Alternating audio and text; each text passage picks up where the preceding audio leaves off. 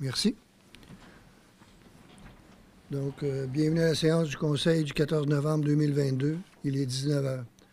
Au point 2, adoption de l'ordre du jour. Sylvain?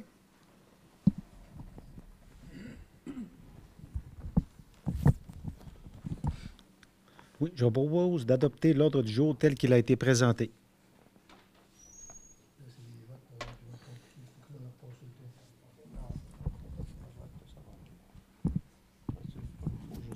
OK. Vote.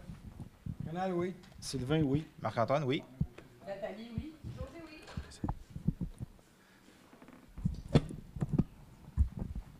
Je donne les points. Excuse-moi. Le point numéro 3, adoption du procès-verbal.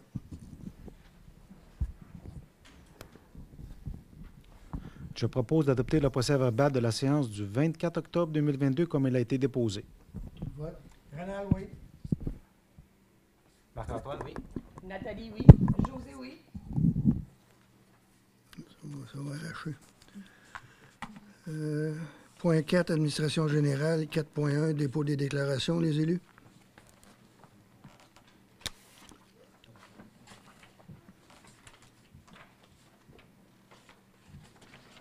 Merci.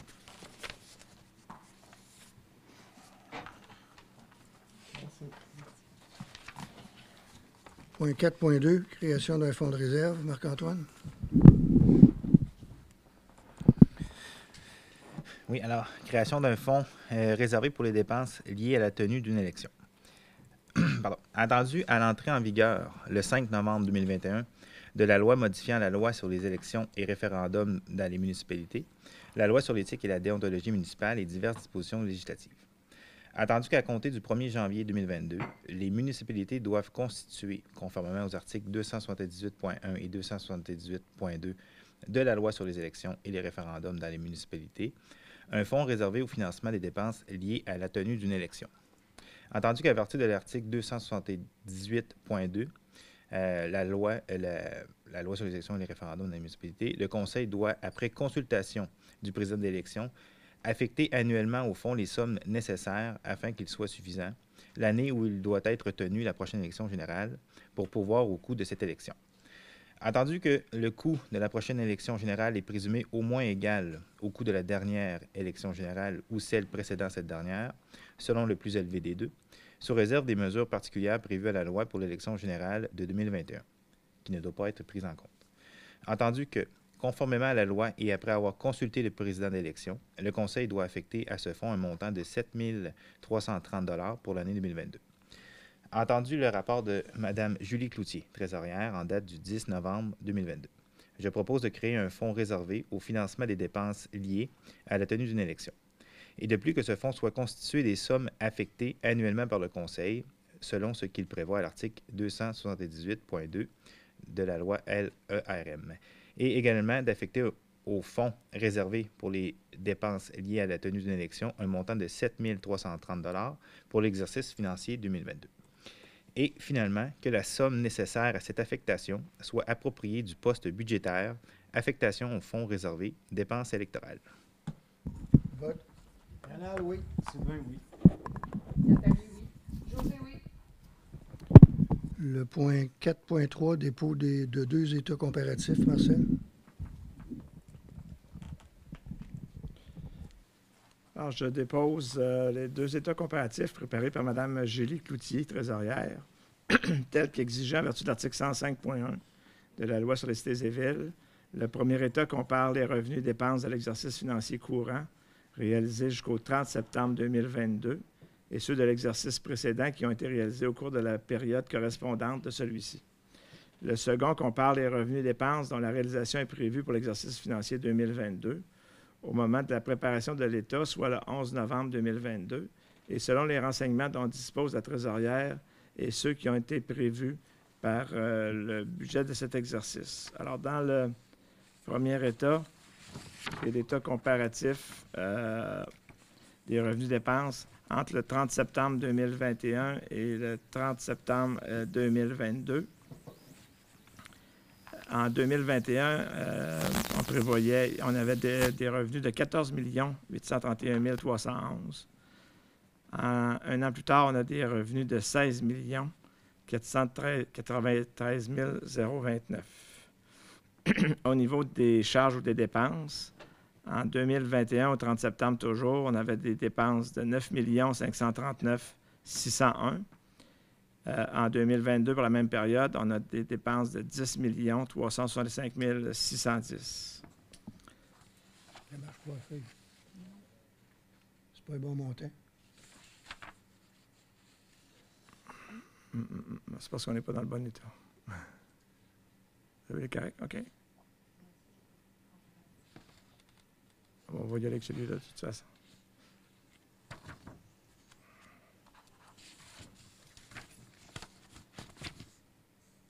Au niveau des projections de revenus et dépenses, c'est la projection qui, en vertu de la loi, qui doit être faite au moins un mois avant la séance qui précède le budget.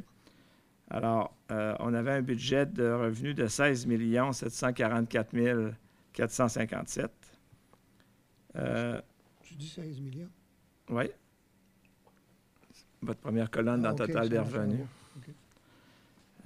Des revenus de 16 744 457. On prévoit terminer l'année avec des revenus de 18 203 006 pour un écart favorable de 8,71 %. Au niveau des dépenses, on a un budget de 13 563 772 et on prévoit terminer l'année avec des dépenses de 14 114 093, un écart de 4,06 %. Alors, au grand total, le budget était un budget équilibré, donc il n'y avait pas ni d'excédent ni de déficit de budgété. Avec les amendements, on prévoit terminer l'année avec un surplus d'opération de 893 851 $.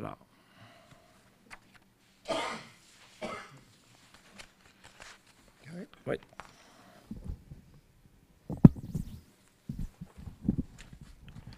« 4.4, amendement au budget. Marc-Antoine? Oui, alors l'amendement au budget pour l'exercice financier 2022. Entendu le dépôt du rapport le dépôt de rapport de projection de revenus et de charges anticipées pour l'exercice financier 2022, préparé le 11 novembre 2022. Entendu qu'il s'avère nécessaire d'ajuster certains postes budgétaires pour refléter les revenus et les charges anticipées dans le dit rapport. Entendu le rapport de Mme Julie Cloutier, trésorière, en date du 11 novembre 2022. Je propose d'amender le budget original de l'exercice financier 2022 en fonction de la projection de revenus et de charges préparée le 11 novembre 2022 et déposée par Mme Julie Cloutier, trésorière, laquelle porte les revenus anticipés à 18 203 006 $ et les charges anticipées à 14 114 093 $, laissant un excédent avant conciliation des fins fiscales de 4 88 913 $. Après remboursement du service de la dette et après affectation, l'excédent de fonctionnement de l'exercice financier 2022 est évalué à 893 851 $.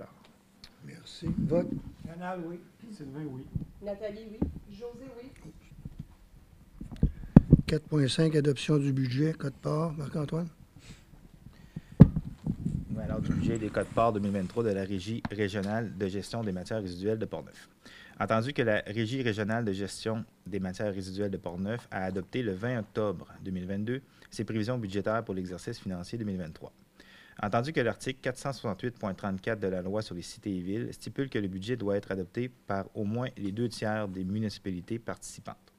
Entendu que la quote-part pour les matières résiduelles de la ville de Sainte-Catherine de Jacques-Cartier a été fixée à 812 243 3 sous et celle pour les boues et fosses sceptiques à 117 899 27 pour un total de 930 142,30 équivalent à 10,95 % des revenus des quotes-parts figurant au budget, soit 8 494 787,12. Entendu que la quote-part de la ville de Sainte-Catherine de Jacques-Cartier se répartit comme suit. Dans les matières résiduelles, au montant de 193 613,81 pour la collecte et le transport des matières résiduelles, pour un montant de 309 829,52 $ pour l'enfouissement, 117 345,97 pour la collecte sélective, 14 271 et 31 pour le plan de gestion des matières résiduelles et 177 122 et 42 sous pour la collecte des matières organiques, totalisant 812 243 et 3 sous. Pour ce qui est des boues de fosses septiques, pour un montant de 117 899 et 27 pour la collecte, le traitement des boues et le remboursement de la dette, pour un grand total de 930 142 et 30 sous. Entendu le rapport de Mme la trésorière Julie Cloutier en date du 2 novembre 2022, je propose que ce Conseil adopte le budget 2023 de la Régie régionale de gestion des matières résiduelles de Portneuf, comme il a été adopté le 20 octobre 2022 par celle-ci. Et de plus, d'imputer le montant de la dépense au poste budgétaire. Alors, le 193 673 pour la cueillette et transport de matières résiduelles, le 309 829 pour l'enfouissement des déchets domestiques, le 14 271 pour le plan de gestion de matières résiduelles, le 117 345 pour la collecte sélective des matières secondaires, le 177 122 pour la collecte des matières organiques et le 117 899 pour les boues de fosses septiques. Merci. Vote. Rénal, oui. Sylvain, oui. Nathalie, oui. José, oui. 4.6, octroi de contrat. Marc-Antoine? Oui, alors l'octroi de contrat de gré à gré pour ce qui est de 25 000 et moins pour l'ajout d'un module de sécurité pour le logiciel CIGED. Entendu que la loi modernisant des dispositions législatives en matière de protection des renseignements personnels, anciennement le projet de loi 64, apporte des modifications importantes aux lois sur la protection des renseignements personnels et oblige, entre autres, à tout organisme de se doter de procédures pour protéger les dits renseignements.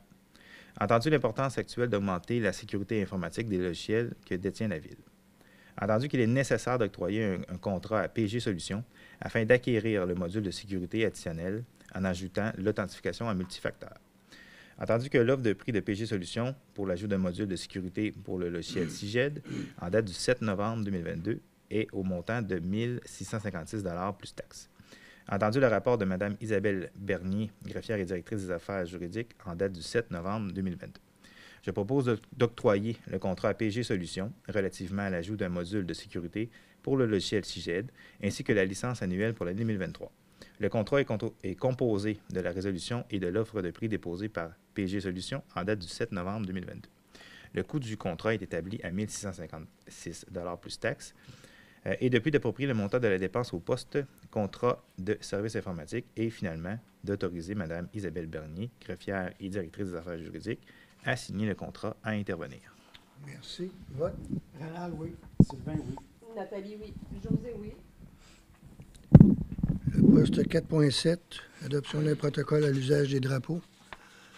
Entendu que l'utilisation des drapeaux obéit à des règles bien définies, attendu que la Ville de Sainte-Catherine-de-Jacques-Cartier utilise généralement 4 drapeaux, soit le drapeau du Canada, le drapeau du Québec, le drapeau municipal et le drapeau de la MRC, attendu qu'il s'avère nécessaire d'adopter un document qui rappelle à toutes les règles générales qui régissent l'utilisation d'un drapeau, attendu que le protocole 6 juin n'a pas préséance sur la loi et le règlement qui régit l'utilisation du drapeau du Québec par les institutions publiques qui relèvent de la compétence de l'État québécois, dont les municipalités.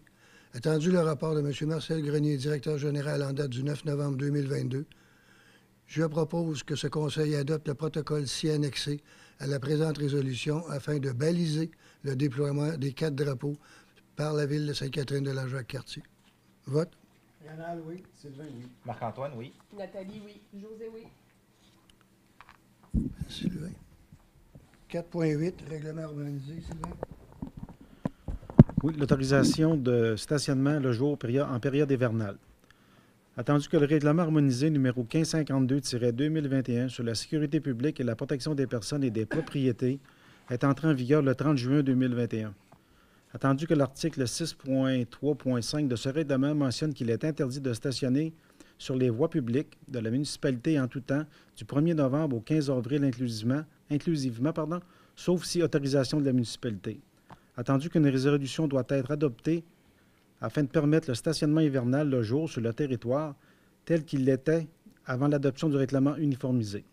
Attendu le rapport de Mme Isabelle Bernier, greffière et directrice des affaires juridiques en date du 2 novembre 2022, je propose que le Conseil autorise le stationnement de jour en période hivernale sur les rues publiques de la Ville entre 7h et 23h du 1er novembre au 15 avril inclusivement sur tout le territoire.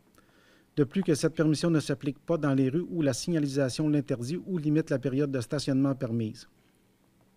Également de s'assurer que la signalisation installée sur le territoire respecte cette réglementation aux entrées de la ville suivante. À la limite de la ville Saint-Augustin-de-Damas, Shannon, Lac-Sergent, Pont-Rouge, Val-Bélair et le terrain du garage municipal. Et finalement, que le Conseil rappelle que l'article 6.3.12 de ce règlement interdit toutefois le stationnement ou l'immobilisation d'un véhicule de façon à gêner l'enlèvement ou le déblaiement de la neige, notamment lors de l'opération de déneigement. Merci. Vote. Renard, oui. Marc-Antoine, oui. Nathalie, oui. José, oui. 4.9, avis de motion, Nathalie. Donc, je dépose par la présente à une séance qui sera adoptée à une séance subséquente le règlement décrétant une dépense et un emprunt de 1 910 000 pour faire l'acquisition de gré à gré ou par voie d'expropriation des lots 5 118 984, 6 387 018 et 6 387 019. L'acquisition ou l'expropriation de ces terrains est nécessaire afin que ceux-ci soient cédés au centre de services scolaires de la capitale en vue de la construction d'une école secondaire. Merci. 4.10, dépôt du projet, Nathalie. Donc, je dépose le projet de règlement intitulé « Projet de règlement APR 293-2022 décrétant une dépense et un emprunt de 1 910 000 pour faire l'acquisition de gré à gré ou par voie d'expropriation des lots 5 118 984, 6 387 018, 6 387 019 à des fins municipales. » Merci. 4.11, mandat pour l'acquisition, Nathalie. Donc, attendu que des avis de réserve ont été signés aux propriétaires des lots en titre en vue de la construction d'une future école secondaire et d'un terrain multisport. Attendu qu'il s'avère nécessaire de mandater le directeur général pour négocier l'acquisition de ces lots au moment opportun. Attendu qu'il s'avère également nécessaire de mandater un conseiller juridique et un évaluateur pour assister le directeur général dans l'acquisition de ces lots, soit de gré à gré ou par voie d'expropriation. Je propose que M. Marcel Grenier, directeur général, soit expressément mandaté pour négocier avec STA Immobilier Incorporé l'acquisition des 10 lots et pour représenter la ville de Sainte-Catherine-de-la-Jacques-Cartier, le cas échéant, devant le tribunal administratif du Québec en cas d'expropriation. De plus, il est aussi résolu de mandater le groupe Altus pour estimer la compensation qui doit être versée aux propriétaires des 10 lots et produire tout rapport ou expertise nécessaire. Également résolu de mandater la firme Lavry Avocats pour transmettre, si nécessaire et en temps opportun, les avis d'expropriation qui s'avéreraient nécessaires. Pardon.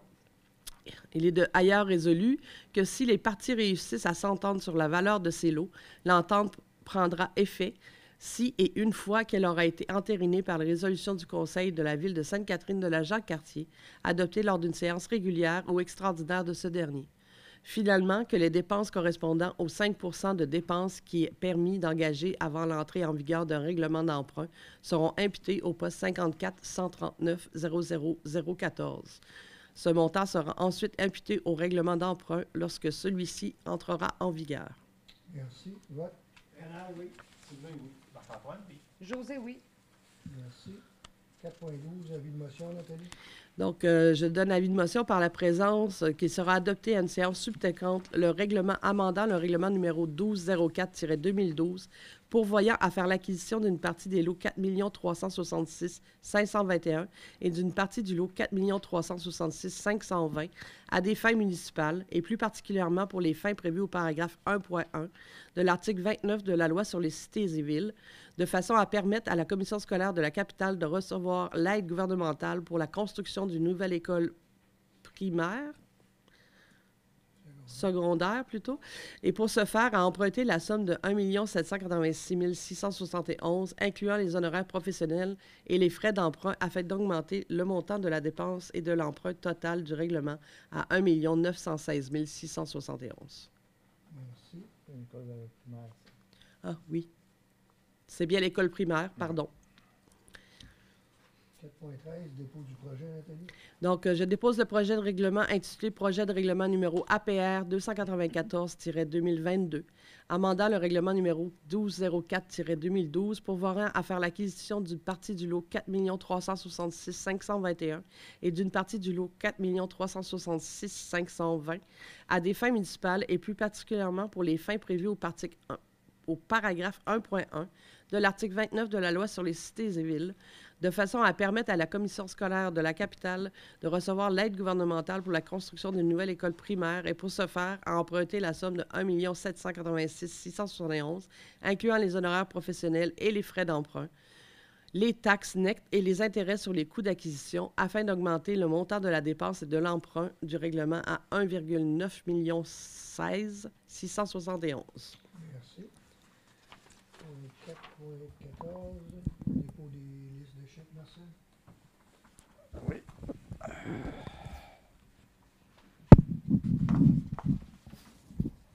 Alors, je dépose la liste des chèques et des dépôts préparée par Mme Julie Cloutier, trésorière, pour la période se terminant le 31 octobre 2022, laquelle totalise la somme de 1 612 609,87. Il s'agit d'un document de 42 pages. Merci. 4.15, dépôt de la liste des engagements, Marcel. Je dépose également la liste des engagements financiers préparée par Mme Julie Cloutier, trésorière, pour la période se terminant le 8 novembre 2022, laquelle comprend 251 commandes au montant de 584 742,6. Il s'agit d'un document de 108 pages. 6, aménagement, urbanisme et développement. 5, excusez. 5.1, adoption d'un second projet, Nathalie. Donc, c'est l'adoption d'un second projet SPR 295-2022, amendant le règlement de zonage numéro 1259-2014 afin de définir des termes relatifs à la sériculture.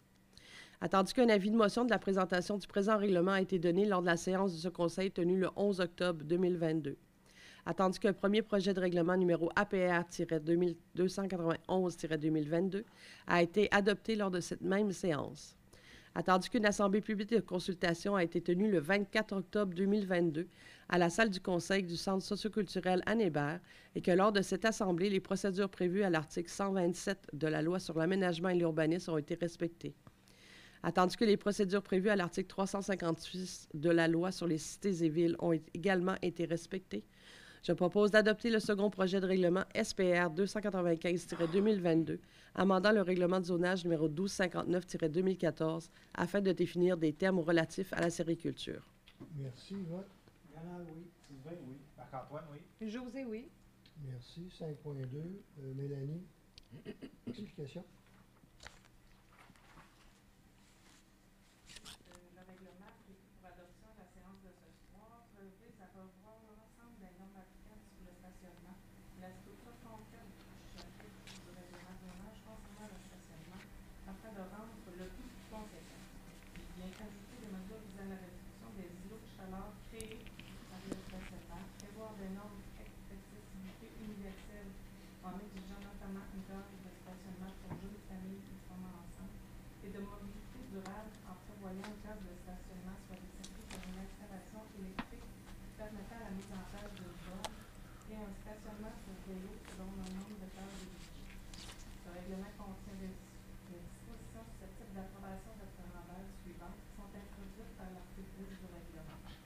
L'article 11.1 sur l'obligation d'aménager une aire de stationnement. L'article 11.2 sur les dispositions générales. L'article 11.3 sur les aires de stationnement honteux pour un usage du groupe de population.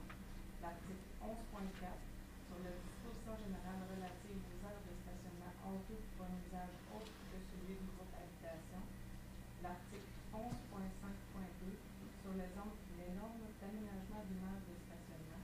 L'article 11.6 sur les allées d'accès. L'article 11.7 sur les cases de stationnement. L'article 11.8 sur l'accessibilité universelle et la mobilité durable. L'article 11.10 sur les normes relatives aux aires de chargement et de déchargement de véhicules. Il n'y a pas eu de modification entre le second projet de règlement et le règlement prévu pour adoption à la séance de ce soir. Un avis public a été donné le 27 octobre 2022 afin que ce règlement soit soumis aux personnes ayant le droit de signer une demande de participation en un référendum. À la suite de cet avis, aucune de vente n'a été reçue. Le règlement est donc fait approuvé par les personnes habile à voter et peut donc être adopté par le conseil municipal. La procédure prévue à l'article 356 de la loi sur les cités et villes et aux articles 123 à 137 de la loi sur l'aménagement et l'urbanisme ont été respectés. À la suite de son adoption, ce règlement sera transmis à l'Université de la Jacques-Cartier et entrera en vigueur lors de l'émission du certificat de conformité apprécié. Merci. 5.2, adoption. Nathalie? Donc, c'est l'adoption du règlement 1594-2022, amendant le règlement de zonage numéro 1259-2014 et le règlement relatif aux permis et certificats, ainsi qu'à l'administration des règlements de zonage, de lotissement et de construction numéro 1268-2015, afin de modifier les dispositions sur le stationnement. Attendu qu'un avis de motion de la présentation du présent règlement a été donné lors de la séance de ce conseil tenue le 26 septembre 2022. Attendu qu'un premier projet de règlement numéro APR-289-2022 a été adopté lors de cette même séance. Attendu qu'une assemblée publique de consultation a été tenue le 11 octobre 2022 à la salle du sous-conseil du Centre socioculturel Anne Hébert et que lors de cette assemblée, les procédures prévues à l'article 127 de la loi sur l'aménagement et l'urbanisme ont été respectées. Attendu qu'à la suite de cette consultation, un second projet de règlement numéro SPR-192-2022 a été adopté à la séance ordinaire du Conseil tenue le 24 octobre 2022. Attendu que ce règlement contient des dispositions susceptibles d'approbation référendaire. Attendu que ce règlement est réputé approuvé par les personnes habiles à voter. Attendu que les procédures prévues à l'article 356 de la loi sur les cités et villes ont été respectées. Attendu que Mme Mélanie Côté, assistante greffière, a précisé qu'aucune modification n'a été effectuée entre le SPR et le règlement, je propose d'adopter le règlement numéro 1594-2022, amendant le règlement de zonage numéro 1259-2014 et le règlement relatif aux permis et certificats, ainsi qu'à l'administration des règlements de zonage, de lotissement et de construction numéro 1268-2015, afin de modifier les dispositions sur le stationnement. Merci. Vote. Rénal, oui. Sylvain, oui. Marc-Antoine, oui. José, oui. Merci. 5.3, demande de permis. Nathalie? Donc, c'est une demande de permis d'enseigne pour le 4340 route de Fossambeau. Attendu la demande de permis d'enseigne déposée par Pose Images Incorporée au 4340 boulevard de Fossambeau. Attendu que l'immeuble situé dans la zone 163M est assujetti au règlement sur les plans d'implantation et d'intégration architecturale numéro 1347-2016, selon les critères du secteur du tronçon commercial périphérique. Attendu le dépôt du rapport de M. William Claveau, conseiller en urbanisme, auprès du comité consultatif d'urbanisme en date du 27 octobre 2022, ainsi que les documents fournis par le requérant. Attendu la recommandation du comité consultatif d'urbanisme en date du 8 novembre 2022. Attendu que les critères d'analyse au PIA sont satisfaits ou non applicables. Attendu le rapport de M. William Claveau, conseiller en urbanisme en date du 9 novembre 2022, je propose d'approuver les plans relatifs à l'implantation et à l'architecture des constructions pour la demande de permis d'enseigne déposée par Pose Images Incorporée pour la propriété sise au 4340 route de Fossambeau. Merci. Vote. Rénal, oui. Sylvain, oui. Marc-Antoine, oui. José, oui. Je proposerai un petit arrêt de 2 minutes pour tout simplement... C'est très gentil.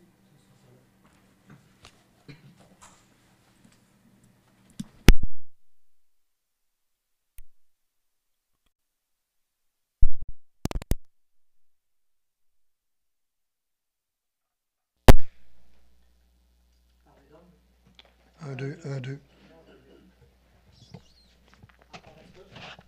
1, 2, 1, 2. 1, 2, 1, 2. 5.4, demande de permis. Nathalie? Donc, c'est une demande de permis d'enseigne pour le 303-4620 route de Fossambeau.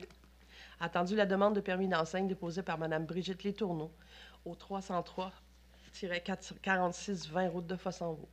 Attendu que l'immeuble situé dans la zone 137C est assujetti au règlement du plan d'implantation et d'intégration architecturale numéro 1347-2016 selon les critères du secteur commercial central. Attendu le dépôt du rapport de M. William Claveau, conseiller en urbanisme auprès du comité consultatif d'urbanisme en date du 26 octobre 2022, ainsi que les documents fournis par la requérante. Attendu la recommandation du comité consultatif d'urbanisme en date du 8 novembre 2022. Attendu que les critères d'analyse au PIA sont satisfaits ou non applicables. Attendu le rapport de M. William Claveau, conseiller en urbanisme en date du 9 novembre 2022. Je propose d'approuver les plans relatifs à l'implantation et à l'architecture des constructions pour la demande de permis d'enseigne déposée par Mme Brigitte Letourneau pour la propriété sise au 303 4620 route de Fossambeau. Merci. Vote. Rénal, oui. Sylvain, oui. Marc-Antoine, oui. José, oui. 5.5, demande de permis, Nathalie. Donc, toujours un permis d'enseigne pour le 402-4620 route de Fossambeau. Attendu la demande de permis d'enseigne déposée par M. Daniel Massicotte au 402-4620 route de Fossambeau. Attendu que l'immeuble situé dans la zone 137C est assujetti au règlement sur les plans d'implantation et d'attribution architecturale numéro 1347-2016 selon les critères du secteur commercial central. Attendu le dépôt du rapport de M. William Claveau, conseiller en urbanisme, auprès du comité consultatif d'urbanisme en date du 27 octobre 2022, ainsi que les documents fournis par le requérant. Attendu la recommandation du comité consultatif d'urbanisme en date du 8 novembre 2022. Attendu que les critères d'analyse au PIA sont satisfaits ou non applicables. Attendu le rapport de M. William Claveau, conseiller en urbanisme en date du 9 novembre 2022, je propose d'approuver les plans relatifs à l'implantation et à l'architecture des constructions pour la demande de permis d'enseigne déposée par M. Daniel Massicotte pour la propriété sise au 402-4620 route de Fossambeau. Merci. Vote. Rénal, oui. Sylvain, oui. Marc-Antoine, oui. José, oui. Merci. 6, hygiène du milieu. 6.1, dépôt du rapport, Marcel. Oui, alors je dépose aux membres du Conseil le rapport annuel sur la gestion de l'eau potable pour l'année 2021, préparé par M. Martin Carreau, directeur des services techniques et directeur général adjoint. Ce rapport a été approuvé par le ministre des Affaires municipales et de l'Habitation. Merci. 7, parc et bâtiment. 7.1, autorisation d'embauche, Marc-Antoine. Oui, concernant un préposé à l'entretien ménager. Entendu qu'il y a lieu d'entériner l'embauche d'un employé au poste occasionnel de préposé à l'entretien ménager. Entendu que cette embauche a été nécessaire à la suite du départ d'un employé. Entendu que la sélection du candidat a été faite à la suite de la tenue d'un concours en deuxième affichage. Entendu le rapport de M. Martin Carreau, directeur des services techniques et directeur général adjoint, en date du 31 octobre 2022. Je propose d'entériner l'embauche de M. Jacques-André Proux au poste de préposé à l'entretien ménager occasionnel. Le salaire de M. Proux est déterminé selon la grille salariale du poste de préposé à l'entretien ménager du contrat de travail d'École Bleue. Il est classifié à l'échelon 8 de cette grille. L'employé aura également droit à la prime de nuit prévue au contrat de travail des employés École Bleue, présentement en vigueur. La date de début de l'emploi a été fixée au 31 octobre 2022 et la date de fin est fixée au 28 octobre 2023. L'horaire de travail est de 24 heures par semaine. Et de plus, d'imputer le montant de la dépense aux différents postes budgétaires, entretien ménager occasionnel du budget d'opération 2022 et 2023, après avoir procédé au transfert budgétaire en paraissant sur un document préparé par M. Martin Carreau en date du 31 octobre 2022. Merci. Vote. Rénal, oui. Sylvain, oui. Nathalie, oui. José, oui. 7.2, remboursement au fonds d'assurance, Marc-Antoine. Oui, alors des municipalités du Québec, une réclamation du dossier 22078-30. Entendu qu'un véhicule stationné à la caserne du service de la sécurité publique a été endommagé par un objet qui a été projeté par la tondeuse à gazon opérée par un employé de la ville. Entendu que le Fonds d'assurance des municipalités du Québec a réglé la réclamation avec la propriétaire du véhicule pour un montant de 1804,40 $. Entendu que, comme le contrat d'assurance de la Ville prévoit une franchise de 2500 $, la Ville doit rembourser au Fonds d'assurance des municipalités du Québec la somme versée. Entendu le rapport de M. Martin Carreau, directeur des services techniques et directeur général adjoint, en date du 7 novembre 2022. Je propose d'autoriser un paiement de 1804,40 $ au Fonds d'assurance des municipalités du Québec et de plus d'imputer le montant de la dépense au poste budgétaire réclamation dommages horticulture après y avoir transféré un montant équivalent du poste réclamation dommages transport. Merci. Vote. Rénal, oui. Sylvain, oui. Nathalie, oui. José, oui. 8, santé bien-être, il n'y a aucun point. 9, sécurité publique, aucun point. 10, sport, loisirs, culture et vie communautaire, 10.1. Addenda à l'entente intermunicipale, José. Oui, addenda à l'entente municipale, bibliothèque Anne Hébert. Attendu que la Ville de Sainte-Catherine de la Jacques-Cartier a conclu une entente intermunicipale pour la bibliothèque Anne Hébert, puisse desservir les résidents de la Ville de Fossambeau-sur-le-Lac et Lac-Saint-Joseph. Attendu que la Ville de Shannon a acheminé une demande afin que certains de ses résidents aient accès aux services de bibliothèque Anne Hébert. Attendu que les termes de l'entente intermunicipale existante peuvent s'appliquer et en intégralité aux résidents de Shannon concernés. Attendu que les deux autres corporations municipales parties à l'entente ont signifié leur accord par voie de résolution. Attendu le rapport de Mme Lise Langlois, directrice du sport, loisirs, culture et vie communautaire en date du 21 septembre 2022, je propose d'autoriser M. le maire Pierre Dolbec et Mme Isabelle Bernier, greffière et directrice des affaires juridiques, ou en son absence, Mme Mélanie Côté, assistante greffière, à signer un addenda à l'entente municipale concernant les services de la bibliothèque Anne Hébert afin d'inclure les résidents de la ville de Shannon domiciliés sur les rues de Kilkenny et la route Fossambeau. Merci. Vote. Rénal, oui. Sylvain, oui. Marc-Antoine, oui. Nathalie, oui. Merci. 10.2, autorisation de paiement. Rénal. Oui. Camp de jour de la Corporation nautique de Fossambeau. Attendu que la ville de Sainte-Catherine de la Jacques-Cartier a conclu une entente avec la Corporation nautique de Fossambeau pour le camp de jour de l'été 2022. Attendu que selon cette entente, la ville verse un montant de 31 $ par semaine pour le premier enfant, de 38 $ pour le deuxième enfant et de 46 $ pour le troisième enfant et les suivants. Attendu que la Corporation nautique de Fossambeau a fourni la liste des enfants inscrits au camp de jour résidant à Sainte-Catherine de la Jacques-Cartier. Attendu le rapport de Mme Lise Langlois, directrice du service sport, loisirs et vie culture et vie communautaire en date du 7 novembre 2022, je propose d'autoriser le paiement d'un montant de 15 846 $ à la Corporation nautique de Fossambeau pour le camp de jour de l'été 2022. De plus, d'imputer le montant à la dépense au poste budgétaire remboursement 40 jours, alors 02-701-56-417.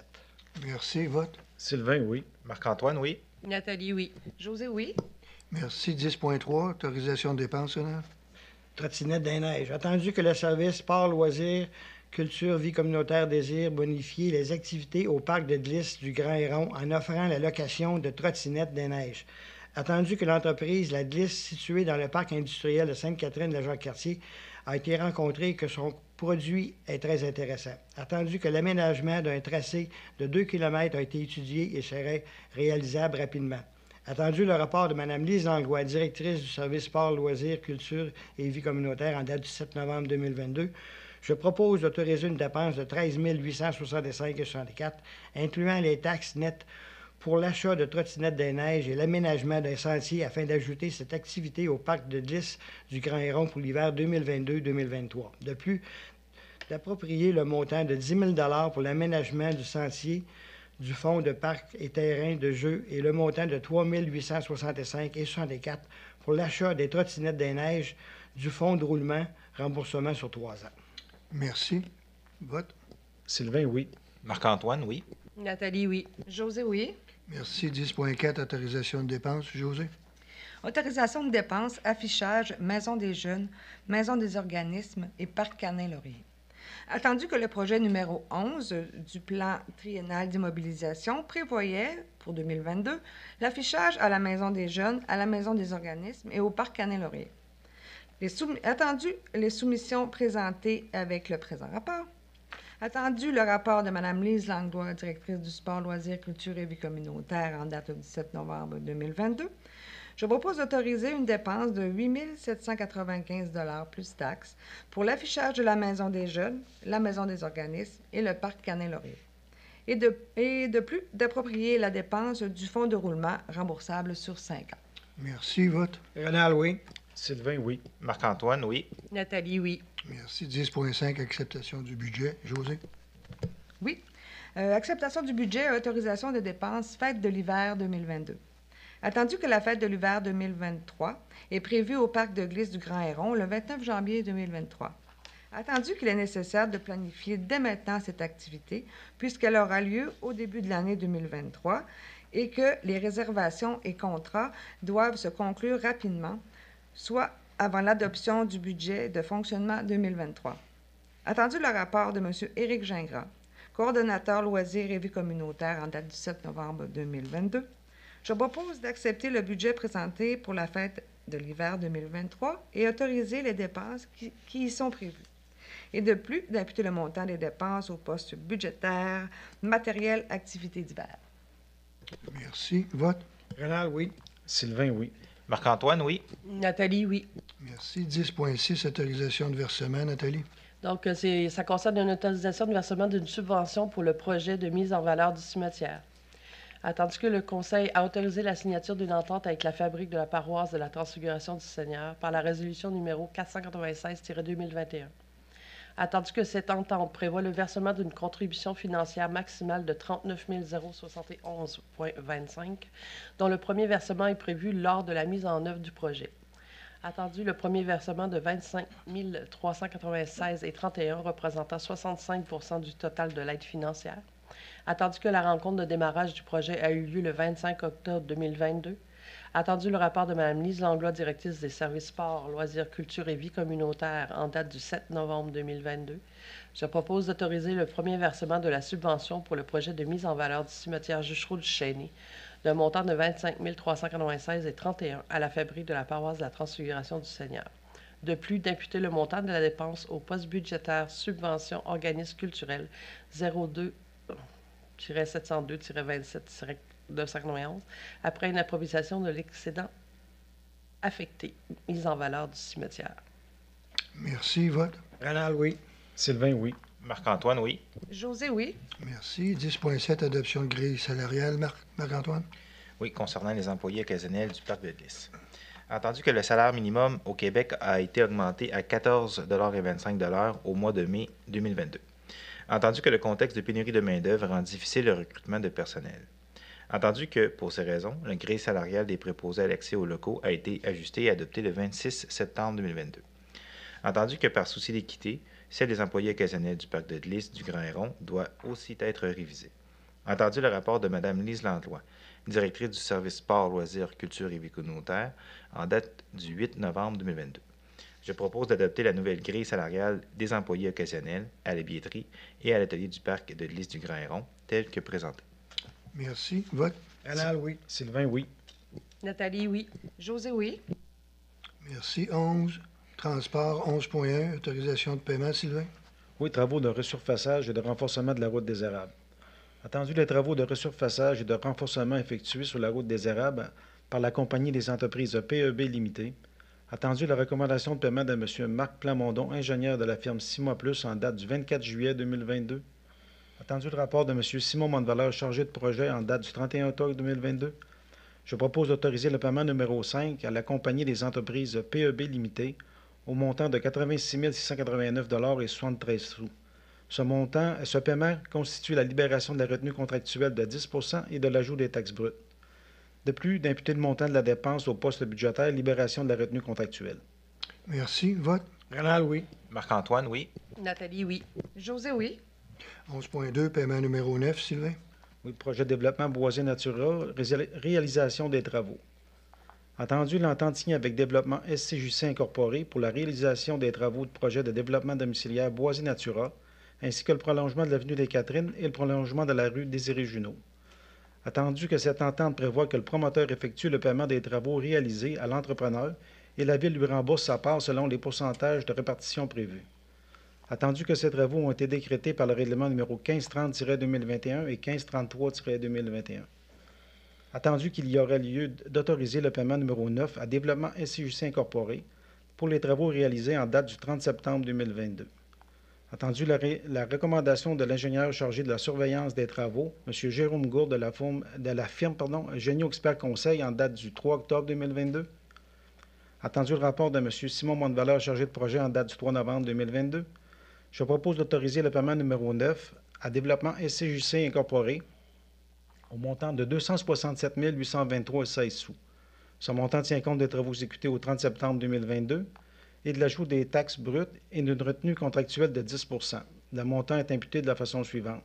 108 377,99 $ plus taxes au règlement numéro 1530-2021, 150 444,61 $ plus taxes au règlement 1533-2021.